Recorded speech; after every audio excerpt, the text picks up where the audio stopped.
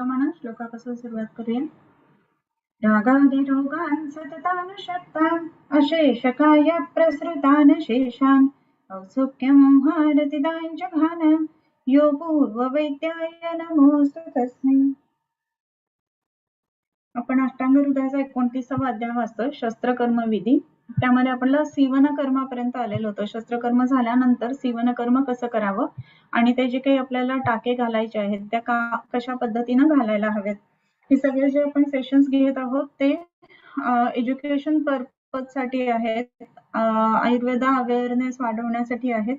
याच्यात वाचन करत असताना येणारे कोणतेही जे मेडिसिन आहेत तर ते स्पेसिफिकली कुठल्याही आयुर्वेदिक डॉक्टरांना बघून घ्यावेत अशी एक डिस्क्लेमर आहे. त्याच्यानंतर आपण ज्या वेळेला अध्याय वाचायला सुरुवात करतोय तर आपले 54 श्लोक त्यातले झालेले होते आणि मग इथेपर्यंत आपलं झालेलं होतं. सीवेत न दुरे न आसाने गृहय्या न अल्पम न बहुवा गृहणीयात न अल्पम न बहुवा. म्हणजेच काय तर हे सीवन कर्म करत असताना खूप जास्त लांब लांब टाके घालू नयेत किंवा फार अगदी जवळ टाके घालू नयेत आणि त्याच्याच बरोबर त्याच्यामध्ये जी आपल्याला एज पकडायची आहे ते सुद्धा खूप जास्त किंवा खूप कमी अशी घेऊ नये.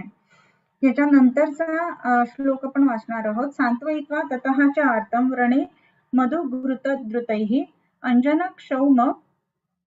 क्षौमजमशी फलिनी शल्लकी फलैः सलोध्र मधुकैर्दिग्धे युंजा दग्धारी पूर्ववत असं म्हटलेलं आहे. आता हे झाल्यानंतर म्हणजे टाके घातल्यानंतर काय करावं तर त्याच्यामध्ये सांत्वयित्वा रुग्णाचं सांत्वन करून ही गोष्ट महत्वाची आहे. आता सांत्वयित्वा ततःच आर्तं व्रणे मधुघृतद्रुतैः अंजन क्षौमजमशी फलिनी शल्लकी फलैः सलोध्र मधुकैः दिग्धे युंजात बंधनादी पूर्ववत. म्हणजे काय करायचंय, बंधनादी पूर्ववत युंजात, ह्याचा बंध बांधायचा आहे. मग ह्याची द्रव्य कोणती कोणती हे सांगितलेलं आहे. पण बंध बांधण्यापूर्वी ज्या वेळेला आपण पेशंटला आता स्टिचेस झालेले आहेत, सगळं झालेलं आहे असं सांगतोय ना, तर त्या वेळेला एक महत्वाची गोष्ट व्हायला पाहिजे ती म्हणजे सांत्वयित्वा. सगळ्यात पहिलं आणि महत्वाची गोष्ट म्हणजे रुग्णाचं सांत्वन करून त्या गोष्टी करायला पाहिजेत. सांत्वन म्हणजे काय, म्हणजे अगदीच काही त्याचे डोळे पुसायचे तसं नाहीये. मग काय करायचंय तर हा आता झालेलं आहे बरं का, हे कशासाठी सांगितलेलं असावं. तुम्हाला कदाचित कल्पना असेल की प्रत्येक वेळेला जेव्हा आपण कुठलंही कर्म करत असतो तर त्यावेळेला रुग्णाशी बोलणं किंवा बोलत राहणं ही गोष्ट खूप महत्वाची असते. मग हे का बरं महत्वाची असते तर ही महत्वाची असण्याचं कारण असं असतं की ज्या वेळेला आपण या गोष्टी करत असतो किंवा हे सगळ्या गोष्टी आपण कर्म कोणतीही करत असतो तर त्यावेळेला हे करत असताना स्पेसिफिकली हायपोव्होलेमिक शॉक किंवा अॅनाफिलेक्टिक शॉक याच्यामध्ये पेशंट जाऊ नये त्या दृष्टीने बोलणं महत्वाचं आहे. आणि बोलत असताना एक गोष्ट महत्वाची होते की पेशंट असा अलर्ट राहतो, आपल्याकडे लक्ष देतोय आणि आता झालंय असं म्हटल्यावर एक त्याला समाधान वाटतंय. ह्या गोष्टी सुद्धा तेवढ्याच महत्वाच्या आहेत आणि म्हणून सगळ्यात पहिल्यांदा सांत्वयित्वा असं म्हटलेलं आहे.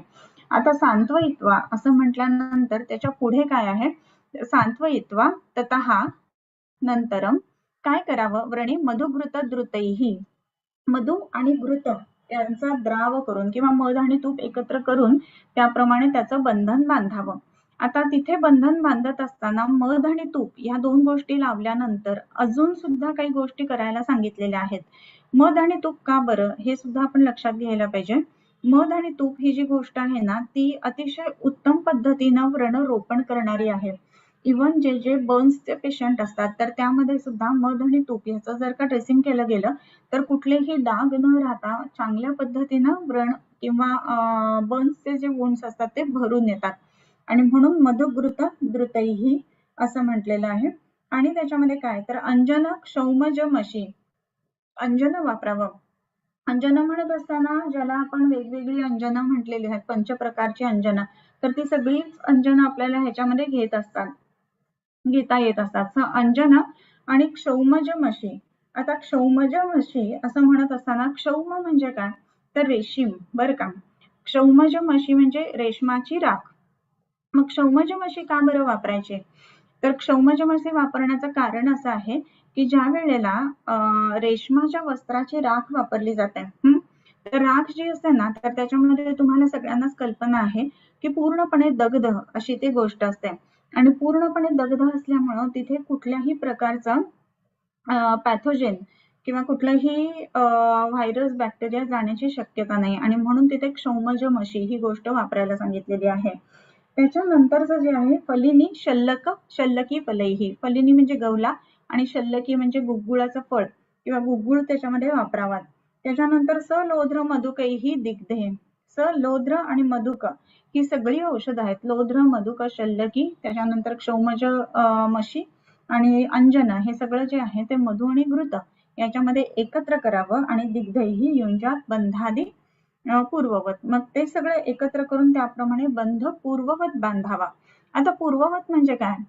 आधी कधी बांधलेला आहे बंध? तर आधी नाहीये बांधलेला, पण जसं पूर्ववत होईल म्हणजे ते स्ट्रक्चर अनाटॉमिकल जे आहे ते रिस्टोर होईल ह्या पद्धतीनं बंध बांधावा, म्हणून पूर्ववत बंध बांधावा असं म्हटलेलं आहे. ओके, सो बंध बांधणं ही गोष्ट तेवढीच महत्वाची आहे. ज्या ज्या वेळेला आपण कुठलंही ड्रेसिंग करतो त्यावेळेला तो बंध बांधत असताना तिथे नॉर्मल स्ट्रक्चर रिस्टोर होत आहे ना, ही गोष्ट सुद्धा तेवढीच बघणं गरजेचं आहे, हे लक्षात घ्यायला पाहिजे. ओके, त्याच्यानंतर पुढे जाऊया. व्रणो निःशोणितः ओष्ठौ यः किंचित एव आलिख्यतम संजात रुधिरम सिव्येत संधानम ह्यस्य शोणितम. आता व्रणः निःशोणित ओष्ठौ. आता व्रणः निःशोणित ओष्ठौ म्हणजे काय? तर ज्या व्रणामध्ये म्हणजे ज्या जखमेमध्ये जे लिप्स ऑफ द किंवा एजेस ऑफ द वुंड आहेत तिथे सशोणित असायला पाहिजे, पण निःशोणित म्हणजे जे ब्लीड होत नाहीयेत. म्हणजे जुना एखादा व्रण असेल की ज्याच्यामध्ये एजेस अपार्ट झालेले आहेत आणि आता ते हील म्हणजे वरच्या बाजू म्हणजे दोन वेगवेगळ्या एजेस बाजूला होऊन हील झाल्यात, किंवा ज्याच्यामध्ये नॉन हिलिंग वुंड असते असे जे एजेस असतात की त्या एजेस जे आहेत ना त्या निःशोणित व्रणौष्ठव असं म्हटलेलं आहे. तर ज्या वेळेला हे एजेस मधनं ब्लीड होत नसतं तर त्यावेळेला ह्या एजेस मधनं ब्लीड होत नसेल ना तर एजेस भरून येणार नाहीत, कारण ब्लिडिंगमुळेच त्या दोन गोष्टी एकत्र येणार आहेत, भरून येणार आहेत. परंतु जर का एजेस मध्ये ब्लीड होत नसेल तर काय करावं? व्रणे निःशोणित ओष्ठव यः किंचित एव आलिख्यतम, मग त्याचं लेखन करावं. आणि मग म्हणजे काय? तर जर का त्याच्यामध्ये ब्लिडिंग होत नसेल तर त्याचं लेखन करावं, स्क्रेप करायचा थोडासा, म्हणजे त्या एजेस मधनं ब्लीड होईल आणि ब्लीड झालं की मग सुचर करायचंय, म्हणजे मग ते जे सुचर आहेत ते भरून येतील. अदरवाईज सुचर कधीच भरून येत नाहीत नॉन ब्लिडिंग असणाऱ्या एजेस मधून. संजात रुधिरम, ज्या वेळेला तिथे रक्त यायला लागतं तेव्हा सीवेत संधानम ही असते शोणितम. ह्याचं संधान काय आहे? तर शोणित हेच त्याचं संधान आहे, ही गोष्ट लक्षात घ्यायला पाहिजे. आता संधाननीय गण वापरत असताना जर का आपण दोन गोष्टी एकत्र करून ठेवायच्या असं म्हणतो तर तिथे कुठलीही दोन गोष्टी एकत्र शरीराचे अवयव किंवा पार्ट्स मध्ये करत असताना जर तिथे रक्ताचा सप्लाय नसेल तर ते नाही भरून येणार आहेत. आणि म्हणून संधाननीय गणामध्ये सुद्धा आपण बघितलं तर रक्तावरती गामित्व असणारी द्रव्य असतात. सो ह्या संधानाच्या बाबतीमध्ये विचार करत असताना जे व्रणोष्ठ आहेत तर ते स्क्रेप करून लेखन करून मग त्याचं पुन्हा सीवन करावं. ह्याचं कारण काय? तर शोणितम ही अस्य संधान, हा हे रक्त जे आहेत ना तर त्याच्याचमुळे ह्याचं संधान होणार आहे. रक्त नसेल तर संधान होणार नाही, ही गोष्ट लक्षात घ्यायला पाहिजे. ओके, सो संजात रुधिरम ही सिव्येत संधानम ही अस्य शोणितम. त्यानंतरचा श्लोक जो आलेला आहे त्यामध्ये बंधनानि तु देशादीन वीक्ष युंजित तेषुत. आता बंधनानि तु देशादीन वीक्ष युंजित तेषु च बंधनानि युंजात. त्यामध्ये बंधन वापरावं म्हणजे वेगवेगळे ड्रेसिंग वापरावेत. आणि मग हे वेगवेगळे ड्रेसिंग वापरताना कशा कशाचा विचार करावा? तर देशादीन, देश इत्यादी गोष्टी बघून त्याप्रमाणे बंधन वापरावं. आता देश इत्यादी गोष्टी बघून बंधन वापरावं म्हणजे काय करावं? ही गोष्ट सुद्धा तेवढीच महत्वाची, बरोबर? मग देश इत्यादी म्हणजे आता तिथे कोणकोणत्या पद्धतीचं स्ट्रक्चर्स आहेत? मांसल आहे का अस्थि जास्त आहे आणि मांसलत्व नाही आहे तर त्यामध्ये काही विशिष्ट मर्म आलेली आहेत, हे सगळं बघून त्याप्रमाणे ते ड्रेसिंग करावं. आता ड्रेसिंग करत असताना त्याचं जे गाठ आहे तर ती त्या व्रणावर येऊ नये हे आपण आधी बघितलेलंच आहे, बरोबर? सो बंधनाने तू देशादीन वीक्ष युंजित तेषुच. त्याच्या पुढे अजून काही महत्वाच्या गोष्टी आलेल्या आहेत आणि त्याच्यामध्ये जे सांगतात त्यामध्ये आविका जिन कौशेय उष्णम क्षौमम च शीतलम शीतोष्णम तूल संतान कार्पास स्नायू वल्कजम. आता हे जे वेळेला आपल्याला वापरायचे आहेत वेगवेगळे काय म्हणू शकतो आपण ड्रेसिंग, मग त्यामध्ये हे कुठलं ड्रेसिंग वापरायला हवं तर हे इथे आपल्याला समजायला पाहिजे की दरवेळेला आपण बघतो की आपण गॉज आणि कॉटन ह्याचं ड्रेसिंग वापरत असतो. पण गॉज आणि कॉटन ह्याचं ड्रेसिंग वापरत असताना आणखीन काही गोष्टी महत्वाच्या आपण ध्यानात घ्यायला पाहिजे. गॉज आणि ह्याचं जर का आपण ड्रेसिंग वापरत असू ना, तर त्याच्यामध्ये काही गोष्टी ज्या आहेत तर त्याच्यामध्ये गॉज आणि ड्रेसिंग एवढंच फक्त नाहीये. मग काय अजून त्याच्यामध्ये करायला हवं, तर ते सांगतात त्या ठिकाणी की काय करायचं आहे इथे. तर आविका जिन कौशेयम उष्णम. आविका म्हणजे लोकर, बरोबर. आवी म्हणजे काय, तर जी हे असते शेळी किंवा मेंढी ज्याला आपण म्हणतो विशेष करून आवी म्हणजे, तर ह्या आवीचं जे आहे ना म्हणजे लोकर तिच्यापासून निघते. आणि आविका जिन, जिन म्हणजे त्यापासून निघालेली लोकर. तर हे कसं आहे, आविका जिन कौशेयम उष्णम. कौशेय जे कोशापासून उत्पन्न झालेलं ते कौशेय. म्हणजेच काय, कोशापासून काय उत्पन्न होतं, तर सिल्क तुम्हाला माहितीये की कोश असतात आणि मग त्याच्यापासून ते तयार होतं. तर हे जे कोश आहेत त्याच्यापासून उत्पन्न झालेलं जे आहे तर ते कौशेय म्हणजे म्हणजेच काय, तर रेशमी वस्त्र यालाच कौशेय असं म्हणतात. आणि आविका आणि जिन, जिन म्हणजे मृगाजिन असा शब्द तुम्हाला माहिती असेल. मृगाजिन म्हणजे काय, तर हरणाचं कातड. मग आता हरणाच्या कातड्यांनी तुम्हाला समजा ड्रेसिंग करायचं आहे किंवा तुम्हाला लोकरीनं जर का ड्रेसिंग करायचं आहे किंवा लोकरीच्या व्यतिरिक्त तुम्हाला कौशेय म्हणजे रेशीम वस्त्राने ड्रेसिंग करायचं आहे, तर ह्या ज्या गोष्टी आहेत ते उष्ण आहेत. आणि म्हणून कफज व्रण असताना मग विशेष करून ह्या उष्ण गोष्टी वापराव्यात.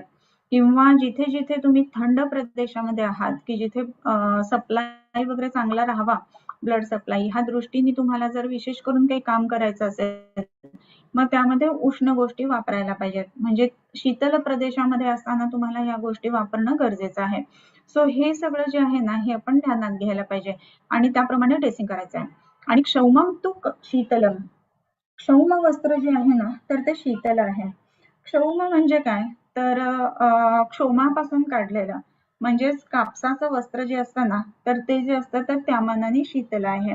जे वेगवेगळ्या साली वगैरे ज्या सांगितलेल्या आहेत त्या आता पुढे सांगतात की शीतोष्ण तूल संतान कार्पास स्नायू वल्कजम.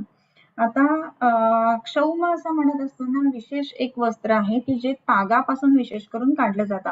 तर तागाच्या वस्त्राचं जर तुम्ही ड्रेसिंग करणार असाल तर ते थंड आहे. आणि शीतोष्ण म्हणजे समशीतोष्ण या अर्थाने कशा कशाचं आहे, तर तूल संतान कार्पास स्नायू वल्कजम. मग त्याच्यामध्ये कापसाचं किंवा सावरीचं, तूल संतान कार्पास म्हणजे सावरीचा कापूस, तर ते त्याच्यानंतर कापसाचं वस्त्र, त्याच्यानंतर स्नायूपासून काही तयार झालेली जी वस्त्र असतात म्हणजे आपण ज्याला काय म्हणतो काय ओरिजिनल लेदर, तर लेदर पासून जे तयार झालेलं आहे ते. आणि त्याच्यानंतर वेगवेगळ्या साली ज्या आहेत वल्कज, सालींपासून जर का ड्रेसिंग असेल तर ते समशीतोष्ण ड्रेसिंग असतात, ही लक्षात घ्यायला पाहिजे. सो तुम्हाला कुठल्या प्रकारचं ड्रेसिंग हवं आहे त्याच्यानुसार ते आपण चूज करायचं आहे. उष्ण ड्रेसिंग हवंय, थंड ड्रेसिंग हवंय का समशीतोष्ण ड्रेसिंग हवंय. मग आत्ताच्या काळामध्ये जर का बघितलं ना तर रेडीमेड ड्रेसिंग्स खूप अवेलेबल असतात की जे छानपैकी स्टराईल असतात. आणि ते स्टराईल ड्रेसिंग जे असतात ना ते जस्ट ओपन करायचं आणि लावून टाकायचं, इतकं सोपं ड्रेसिंग आजकाल आपल्याला रेडीमेड अवेलेबल आहे. सो तेही आपण वापरू शकत असतो. त्यामध्ये वॉटरप्रूफ ड्रेसिंग, त्याच्यानंतर कुठलंही अजिबात त्याच्यामध्ये लीक किंवा कुठलंही कंटॅमिनेशन जाऊ नये म्हणून कम्प्लीट ड्रेसिंग असणं. तर असे वेगवेगळे ड्रेसिंग इव्हन आजकाल ह्याच्यामध्ये सुद्धा अवेलेबल आहेत, तर ते सुद्धा आपण निश्चितच वापरू शकतो. परंतु एक भाग लक्षात घ्यायला पाहिजे, हे सगळं वापरत असताना याच्यामध्ये हे जे शीत उष्ण आणि समशीतोष्ण ह्या ज्या 3 गोष्टी सांगितलेल्या आहेत त्या पण आपण ध्यानात ठेवायला पाहिजेत.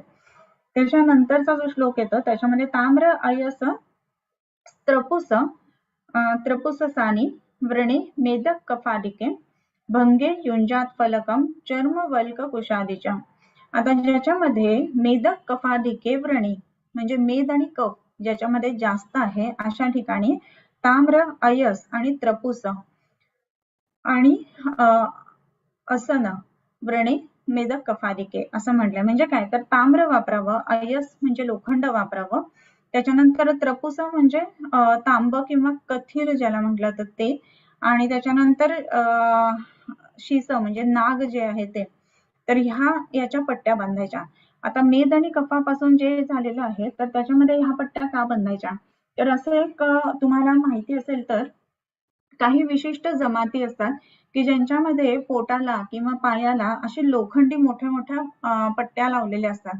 का? तर हे लोक जे असतात ना ते चालतात खूप, तर मग वजन वाढायला नाही पाहिजेत किंवा ताकद शरीराची मेंटेन राहायला पाहिजे. तर ह्या दृष्टीने ते सांगितलंय की मेद आणि कफ वाढू नये म्हणून जिथे विशेष करून अनुप प्रदेश आहे अशा ठिकाणी काही जमातींमध्ये विशिष्ट अशा पट्ट्या बांधण्याची पायाला वगैरे किंवा पोटाला वगैरे अशी एक प्रघात असतो. तर ते का बांधावं? तर ते बांधल्यानंतर मेद आणि कफाच्या विकृती दूर होतात. म्हणजे मेद आणि कफासाठी 3 हे जे महत्वाचे धातू आहेत ते वापरायला हवेत. त्याच्यामध्ये अयस, ताम्र, त्रपुस आणि शिस ह्या गोष्टी त्याच्यामध्ये वापरायला हवेत. तर ह्या आपण ध्यानात ठेवायला पाहिजे. म्हणजे जिथे जिथे आपल्याला कफाचं आणि मेदाचं लेखन करायचंय त्या ठिकाणी हे 4 धातू आपण वापरावेत. बऱ्याच वेळेला असं दिसतं की धातू जे आहेत ते काही मूळ संहितांमध्ये म्हणजे चरक सुश्रुत वाग्भटांमध्ये वर्णन नाहीयेत आणि म्हणून बरेच जण ह्यांचा वापर करत नाहीत. पण काही ठिकाणी आपण बघतो की इथे उल्लेख आलेला आहे. म्हणजे त्या पद्धतीने त्या वेळेला यांची भस्म करून कदाचित वापरत असतील किंवा नुसत्या पट्ट्या सुद्धा वापरल्या जात असतील. भंगेच युंजात फलकम चर्मवल्क कुशादी. आणि भंग असताना म्हणजे अस्थिभग्न जर का झालेला असेल तर मग त्याच्यामध्ये इमोबिलायझेशन करणं ही गोष्ट सुद्धा तेवढीच गरजेची आहे. म्हणून फलक म्हणजे लाकडाच्या फळ्या आणि चर्मवल्क कुशादी च युंजात. चर्म म्हणजे एखादं चामडं किंवा स्किन्स ऑफ द ॲनिमल्स. त्याच्यानंतर वल्क आणि कुशादी. वल्क म्हणजे झाडाच्या साली आणि कुश म्हणजे कुशकाश हे जे पंचवल्क हे सांगितलेले आहेत ना तर त्याप्रमाणे त्यातला जो कुश आहे तर तो वापरावा. कुश म्हणजे बांबूची जी टोकं येतात ना तर त्याचाही वापर केला जातो. म्हणजे आता जर का अस्थिभग्न आहे तर त्या ठिकाणी नुसतं बाहेरून ड्रेसिंग करून उपयोग नाहीये, त्याला सपोर्ट करायचा आहे आणि म्हणून फलक वापरायचे आहेत तिथे. फलक म्हणजे काय? तर वेगवेगळ्या पट्ट्या वापरायच्या म्हणजे इमोबिलाइज करणं म्हणजे त्याच्यावर ठेवायचं आणि मग वेगवेगळ्या वेलींनी सालांनी वगैरे ते बांधायचं आहे. म्हणजे तो हात हलणार नाही आणि मग त्याप्रमाणे त्याचं हिलिंग जे आहे ते फास्ट होईल. सो ह्या दृष्टीने आपण तिथे वेगवेगळ्या पद्धतीचे ड्रेसिंग वापरायचे आहेत. आपल्याला असं वाटेल की आता हे काय ह्या आत्ताच्या काळामध्ये करत नाहीत, मग याचा उपयोग काय आहे?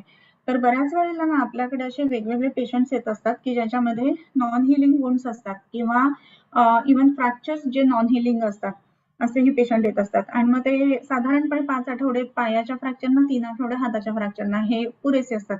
पण त्याहीपेक्षा जर का जास्त वेळामध्ये हिलिंग होत नसेल तर त्यामध्ये आपल्याला करण्यासारख्या बऱ्याच गोष्टी असतात बरं का.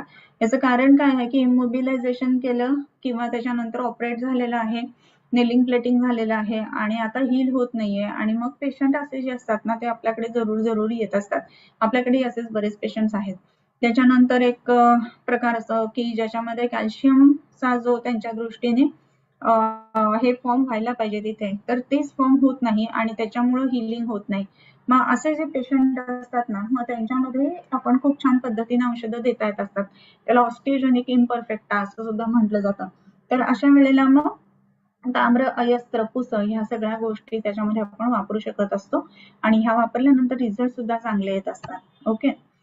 त्याच्यानंतर संधाननीय गणाचा जो वापर आहे तोही या ठिकाणी आपण करू शकतो आणि संधानासाठी रक्ताची तिथे गरज आहे आणि म्हणून तिथे उत्तम रक्त यावं या दृष्टीने रक्तपाचकाची योजना करणं असं जर केलं तर चांगल्या पद्धतीच्या म्हणजे ज्या वुंड्स नॉन हिलिंग असतात त्या चांगल्या पद्धतीनं भरून यायला मदत होत असते. ओके. भंगेच्या युंजात फलकम चर्म वल्क कुशादीच्या. त्याच्यानंतरचा जो श्लोक आलेला आहे त्यामध्ये स्वनाम अनुगतकारा बंधास्तु दशपंचच कोश बस्ती मुत्तोली चीन दामा अनुवेलितम खटवा विबंध स्थगिका वितान उत्संग गोफणा यमकम मंडलाख्यंच पंचांगी चेती योजयेत यो यत्र सुनिविष्टः स्यात् तेषां तत्र बुद्धिमान. आता हे कोणकोणते बंध त्या ठिकाणी वापरावेत हे सांगितलेत. आता हे प्रत्येक जे आहेत ना तर ते बोटांचे किंवा पायांचे किंवा जो वेगवेगळा अवयव आहे त्याच्यानुसार वेगवेगळे बंध बांधावेत असं म्हटलेलं आहे. मग स्वनाम अनुगत कारा बंधास्तु दश पंचच. म्हणजे काय, तर हे सगळे जे काही बंध सांगितलेले आहेत ना, दशपंच म्हणजे 10+5 म्हणजे 15 बंध टोटल सांगितलेत. म्हणजे 15 वेगवेगळ्या प्रकाराने ड्रेसिंग करायचं आहे. आपल्याला ड्रेसिंग म्हणल्यानंतर जे समोर दिसतं ते नुसतं बांधायचं, इट्स नॉट लाईक दॅट, की कोणकोणत्या पद्धतीनं ते बांधलेलं आहे, तर त्याच्यानुसार त्याचे प्रकार आहेत. मग आता पहिलं जो म्हटलं तर कोश. कोश म्हणजे कोशासारखा असला पाहिजे. मग कोश जर बघितला ना, तर नुसता असा असा गोल गोल बांधलाय असा नाहीये. मग त्याच्यामध्ये आतमध्ये काहीतरी मोकळेपणा आणि मग त्याच्यामध्ये म्हणजे विशेष करून बोट किंवा जे एंड ऑर्गन्स आहेत, तर तिथे लागल्यानंतर जे होतं ना, तर तिथे आपण लावत असताना नुसतं असं बांधत नाही, इकडे सुद्धा बंद करतो, बरोबर. सो हे पूर्णपणे कव्हर अप होतो आणि म्हणून त्याला कोश असं म्हटलं जातं. तर हे कोशबंध विशेष करून बोटांमध्ये वापरले जातात. त्याच्यानंतर स्वस्तिक बंध. स्वस्तिक म्हणजे क्रॉस पद्धतीनं. मग ते वेगवेगळ्या ठिकाणी बांधलं जातं. म्हणजे ज्याच्यामध्ये विशेष करून वेगवेगळे सांधे आहेत, जॉईंट्स आहेत, तर ह्याच्यामध्ये स्वस्तिक बंध बांधलं झालं. त्याच्यानंतरचा जो आलेला आहे तो मुतोली बंध. मुतोली बंध जो आहे ना, तर त्याच्यामध्ये मध्ये ओपनिंग असतं आणि बाकी पूर्ण ड्रेसिंग असतं. असा जो आहे तो मुतोली बंध आहे आणि मग तो मानेवरती वगैरे असा बांधला जातो विशेषत्वाने. त्यानंतरचा जो सांगितलेला आहे तो आहे चीनबंध. आता चीनबंध जो आहे तर तो कुठे बांधला जातो, तर डोळ्याच्या बाहेरच्या ठिकाणी, म्हणजे इथे जर का काही लागलेलं असेल तर बांधत असताना ज्या पद्धतीनं बांधलं जातं ना, तर त्याला तो चीनबंध असं म्हटलेलं आहे. त्यानंतर दामबंध. दामबंध जो आहे तो वेगवेगळ्या सांध्यांच्या ठिकाणी, म्हणजे आपण गोल नुसतं बांधत नाही, त्यामध्ये असं आणि असं हे जे येतं ना, दॅट इज स्वस्तिक. तर त्याचप्रमाणे एक दामबंध येतो. तसा एक अजून आलेला आहे की अनुवेल्लित बंध.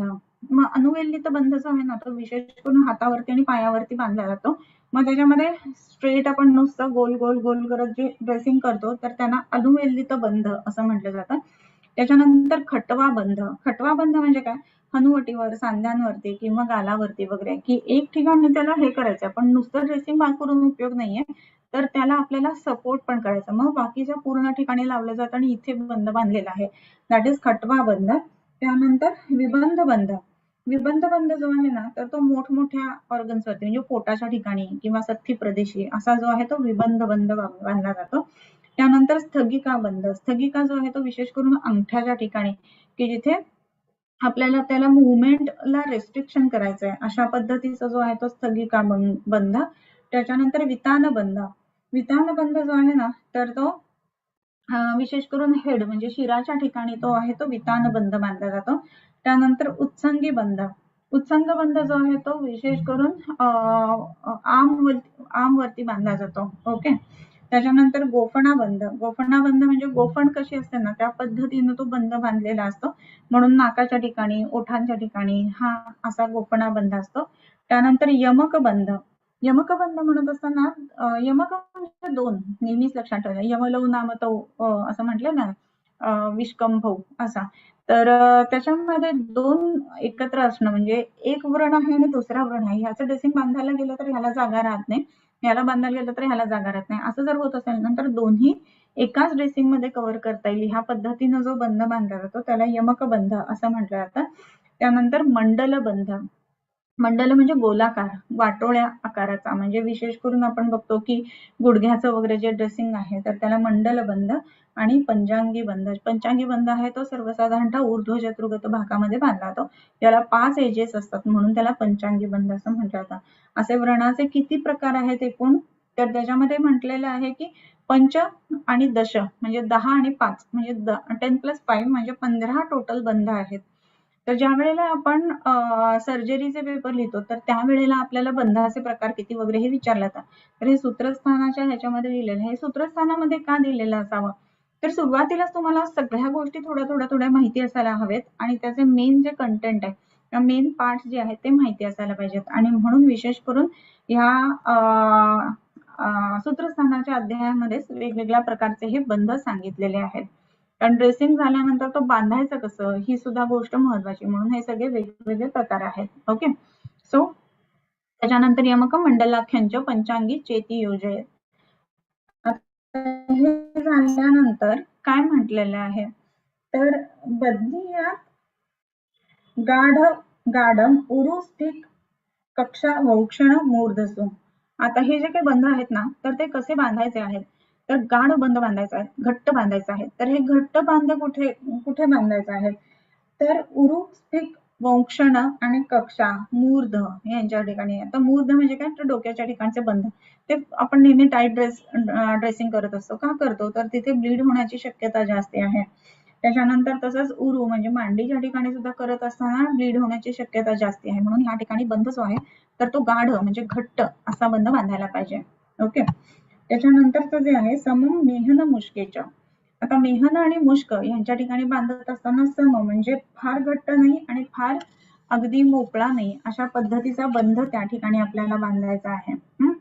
त्याच्यानंतरचा जो आलेला आहे तो नेत्र संधिषु चश्लथम असं म्हटलेलं आहे. नेत्र संध्यांच्या ठिकाणी हे बांधत असताना कसा असायला पाहिजे, तर श्लथ म्हणजे थोडासा हलका थोडासा घट्ट या पद्धतीचा तो आपल्याला हे बांधायचा आहे. आता नेत्रसंध्यांच्या ठिकाणी जर का प्रेशर जास्त दिलं तर काय होण्याची शक्यता आहे, तर जर का जास्त प्रेशर झालं तर काय होईल तिथे, तर बिलकुलच तिथे ब्लड सप्लाय राहणार नाही आणि म्हणून हिलिंग होणार नाही. आणि फार हलका बांधला तर त्याच्यावरती काही ना काहीतरी आघात होण्याची शक्यता आहे आणि म्हणून तिथे योग्य पद्धतीनं बंध बांधणं ही गोष्ट खूप गरजेची आहे. सो बदनीय शिथिल स्थाने वातश्लेष्मोद्भवे समम गाढम एवं समस्थाने वृषम गाढम तदाश्रय असं म्हटलेलं आहे. बदनीयात शिथिल स्थाने म्हणजे जे स्थान शिथिल आहेत आणि वातश्लेष्मोद्भवे समम. आता वेगवेगळ्या ठिकाणी वेगवेगळ्या पद्धतीचा बंध बांधायचा. म्हणजे शिथिल बंध कुठे बांधायचा, सम म्हणजे नॉर्मल किंवा खूप जास्त घट्ट नाही खूप जास्त एकदम लूज नाही अशा पद्धतीचा बंध. आणि गाढम एव समस्थाने वृषम गाढम तदाश्रय असं म्हटलंय. आणि खूपच घट्ट कुठे कुठे बांधायचं आहे, तर ज्या ठिकाणी विशेष करून काही गोष्टी ज्या आहेत तर तिथे घट्ट बांधायला सांगितलेलं असेल ज्या ठिकाणी, तर तिथे विशेष करून घट्ट बांधायचं आहे. ओके. त्याच्यानंतर शीते वसंतेच तथा मोक्षणीय त्रहात. आता हा बंध काढायचा कधी ही सुद्धा गोष्ट तेवढीच महत्वाची. तर विशिष्ट दिवसांनंतर हा बंध काढून आपल्याला ड्रेसिंग चेंज करायचा आहे. तर ड्रेसिंग चेंज करत असताना शीते वसंतेच तथा मोक्षणीय त्रहात 3 दिवसांनी काढावं. कधी, तर शीते म्हणजे थंड ऋतू असताना, शीत म्हणत असताना हेमंत हे अपेक्षित आहे, वसंत ऋतूमध्ये. आणि कधी ह्या 2 ऋतू असताना मोक्षणीय म्हणजे ते ड्रेसिंग काढावं. त्रहात मोक्षणीय म्हणजे दर 3 दिवसांनी हे ड्रेसिंग बदलायला पाहिजे. ओके. आणि त्याच्यानंतर पित्त रक्तो उत्थयोः बंधम गाढस्थाने समोमतः समस्थाने श्लथनैव शिथिलस्य आशये तथा असं म्हटलेलं आहे. आता हे करत असताना आपल्याला कोणत्या पद्धतीचा शिथिल आणि गाढ असे बंध जे बांधायचे आहेत ना, त्यामध्ये पित्त रक्त उत्थयोः गाढस्थाने समोमतः. आता पित्तापासून आणि रक्तापासून जर का पित्त रक्त उत्थान म्हणजे पित्तापासून आणि रक्तापासून उत्पन्न झालेला जो व्रण असेल तिथे काय करावं, तर गाढस्थाने समोमतः तिथे एकदम गूढ किंवा आत घट्ट जिथे जिथे शिथिलता नाही आहे मांसाची अशा ठिकाणी समबंध बांधावा. आणि समस्थाने श्लथः म्हणजे जर समस्थान असेल गाढस्थान असेल तर सम बंध बांधायचा. आणि समस्थान म्हणजे फार शिथिल नाही फार गाढ नाही असं जर स्थान असेल तर थोडा शिथिल बंध बांधावा. आणि न एव शिथिलस्य आशये तथा. आणि जिथे आशय म्हणजे जिथे एकदमच सैलपणा आहे तर किंवा सैल सांगितलेला आहे तर त्या ठिकाणी तो बंध इवन बांधू सुद्धा नये किंवा बांधायचा झालं तर एकदमच शिथिल बांधायला हवा. त्याच्यानंतर सायं प्रातयोः मोक्षे ग्रीष्मे शरदीच इष्यते. आता ग्रीष्म आणि शरद ऋतूमध्ये कधी काढावा किंवा कधी हे मोक्षण करावं, तर त्यामध्ये सायं प्रातः तयोः मोक्षे. सायं प्रातः म्हणजे सकाळी बांधलेला संध्याकाळी आणि संध्याकाळी बांधलेला सकाळी या पद्धतीनं हे जे ड्रेसिंग आहे ते काढायला पाहिजे. आता हे जे ड्रेसिंग सांगितलेलं आहे ते ह्याच पद्धतीनं का बांधायचं, याच पद्धतीनं का काढायचं, असे सुद्धा बरेच वेळेला आपल्याला प्रश्न पडत असतात. मग अशा पद्धतीनं करत असताना त्याच्यामध्ये काय होईल की आतमध्ये कलेक्शन किती वेळामध्ये होणार आहे आणि त्याच्यानुसार हे पुन्हा आपल्याला कधी बांधायचं आहे ह्या गोष्टी महत्वाच्या आहेत. आणि म्हणून ह्याच पद्धतीनं ग्रीष्म आणि शरद असताना सकाळी बांधलेलं ड्रेसिंग संध्याकाळी आणि संध्याकाळी बांधलेलं ड्रेसिंग सकाळी या पद्धतीनं आपल्याला सोडायचं आहे. याच्या पुढचा एक श्लोक आपण वाचूया आणि थांबूया. ओके. अबद्धो दंश मशक शीत वातारी पीडिताः दुष्टम एव आचिर्य चात्र न तिष्ठे स्नेह भेषजम कृच्छ्रेण शुद्धिम रूढीम वा याती रूढो विवर्णताम. हा 67वा श्लोक जो आहे तर तो आपण नेक्स्ट टाइम घेऊया. आपले 66 झालेले आहे की कधी कधी ते सोडायचं आहे. म्हणजे शरद आणि वसंत, शरद आणि ग्रीष्म ह्याच्यामध्ये कधी सोडायचा बंध, या गोष्टी आपण बघितलेल्या आहेत. ओके. सो इथेपासून सुरुवात नेक्स्ट टाइम करूया. आजच्या श्लोक पाठांतर स्पर्धेला होते काही नवीन लोक, सो अजून बरेच लोकांनी त्याच्यामध्ये भाग घ्यावा असं अपेक्षित आहे. नेक्स्ट जी पाठांतर स्पर्धा असेल त्याची डेट आणि हे लवकरच सांगितलं जाईल. आणि त्याच्याच बरोबरीनं एक महत्वाचा भाग असा आहे की पुढची जी पाठांतर स्पर्धा आहे तर त्याच्यामध्ये आपण काय घेणार आहोत, तर पुढच्या पाठांतर स्पर्धेमध्ये ज्वर निदान असेल आणि ज्वराचं चिकित्सा सूत्र असेल. पुढच्या 1 ते 2 दिवसामध्ये ज्वर निदान जे आहे तर ते आपल्या YouTube वरती अपलोड होईल, पूर्ण पब्लिश होईल. आणि ते झाल्यानंतर आपण काय करायचं आहे की रोजच्या रोज ते ऐकलं आपण तर ऐकल्यानंतर खूप सोप्या होतात गोष्टी. आणि ऐकल्यानंतर आपण काय करू शकतो तर पुन्हा पुन्हा रिपीट करणं आणि तसं केल्यानंतर पाठांतर होणार. हा जो पहिला अध्याय आहे त्याच्यामध्ये खूप कमी श्लोक होते. दुसरा निदानाचा जो अध्याय आहे तर त्याच्यामध्ये खूपच जास्ती श्लोक आहेत. पण तरी सुद्धा ते पाठांतर जर आपण रेग्युलरली केलं गेलं ना तर नक्कीच होईल. न होणे एवढं नाहीये. रोज कमीत कमी 4 श्लोक जरी केले ना तरी सुद्धा अख्ख्या महिनाभरामध्ये नक्कीच ते पूर्ण होईल असं आहे. सो आपण सगळ्यांनी ज्वर निदान पाठ करायला सुरुवात करावी. ज्वर एक जर का आपल्याला छान कळला तर सगळे व्याधी छान कळतात असं म्हटलेलं आहे. आणि ज्वर एक जर नाही कळला तर बाकी सगळं वाचून सुद्धा उपयोग नाही असं म्हटलेलं आहे. आणि म्हणूनच ज्वर निदान आणि ज्वराचं चिकित्सा सूत्र, तर ज्वराचं चिकित्सा सूत्र चरकाचार्यांचं जे आहे ते सुद्धा आपण घेणार आहोत. त्याच्याच बरोबरीने त्याचाही व्हिडिओ पुढच्या 1-2-3 दिवसांमध्ये लोड होईल. तर नक्की बघा आणि त्याप्रमाणे पाठ करा. ओके.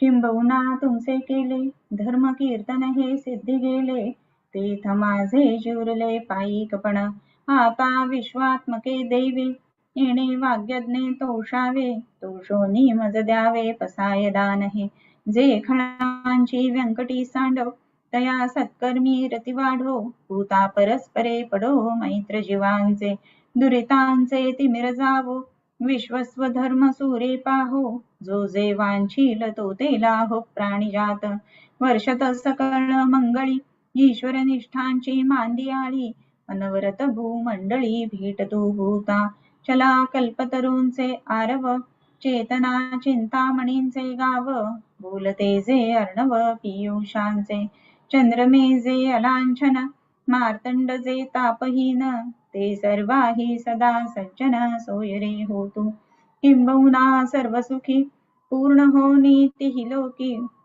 भजिजो आदि पुरुखी अखंडित आणि ग्रंथ उपजवी विशेषी लोकी ये दृष्टा दृष्ट विजय हो आवेजी येथ म्हणे श्री विश्वेश्वरावो हा होईल दान पसावो येणेवरे ज्ञान देवो सुखिया झाला येणेवरे ज्ञान देवो सुखिया झाला येणेवरे ज्ञान देवो सुखिया झाला.